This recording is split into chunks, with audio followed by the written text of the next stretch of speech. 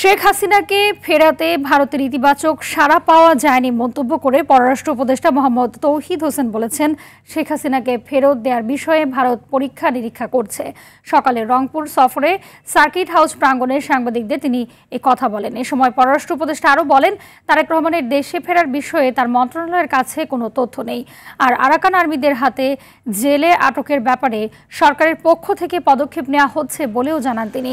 সেই সাথে ভবিষ্যতে নির্বাচিত জনপ্রতিনিধিরা উত্তরাঞ্চল সহ দেশের সকল অঞ্চলের সুষম উন্নয়ন করবে বলে আশা প্রকাশ করেন পররাষ্ট্র উপদেষ্টা।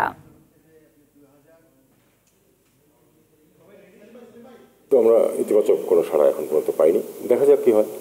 আমরা তো চেয়েছি খুব এই ধরনের ঘটনায় তো ঝট করে একদিনে 7 দিনে কোনো পরিবর্তন ঘটে না।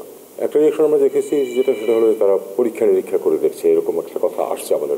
দেখুক, তারা পরীক্ষা নিরীক্ষা করে দেখুক।